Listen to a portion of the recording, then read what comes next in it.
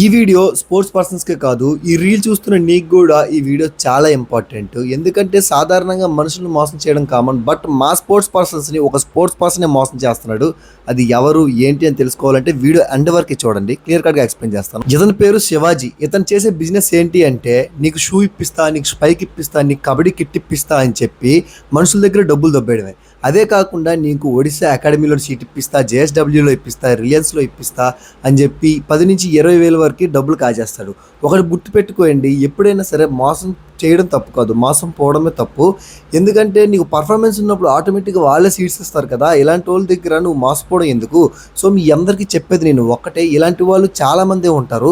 So ఇలాంటి వాళ్ళ బారిన అస్సలు పడకండి, చాలా జాగ్రత్తగా అయితే ఉండండి. మీ డబ్బుల్ని ఎక్కడ వృధా చేసుకోకండి, ఎందుకంటే డబ్బులు ఎంత కష్టపడితే వస్తాయో నాకు తెలుసు. సో ఇతను స్కామ్కి గురైన వాళ్ళు సగం మంది నా ఫ్రెండ్సే ఉన్నారు, 10 మందిలా ఉన్నారు.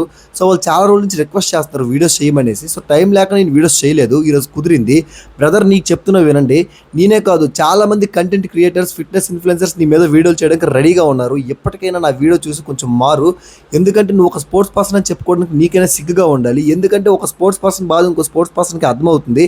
అలాంటి కింద స్థాయి నుంచి వచ్చిన స్పోర్ట్స్ పర్సన్స్ అమౌంట్ నువ్వు తింటున్నావు అంటే శవాల మీద డబ్బులు ఎరుకున్నట్టే నువ్వు. ఇంకా ఈ వీడియో చేయడానికి ముఖ్య ఉద్దేశం ఏంటి అంటే, నాకున్న ఇన్స్టాగ్రామ్ ఫ్యామిలీ 10K, అది ఒక నేను ఫాలోవర్స్లో భావించట్లేదు, నా ఫ్యామిలీలో భావిస్తున్నాను. సగం మంది స్పోర్ట్స్ పర్సన్స్ ఉన్నారు కాబట్టి వీడి బారిన మళ్ళీ పడతారేమో, మీ డబ్బులు పోతాయేమో అని కొంచెం జాగ్రత్త పడతారనే ఉద్దేశంతో మాత్రమే ఈ వీడియో తీయడం జరుగుతుంది.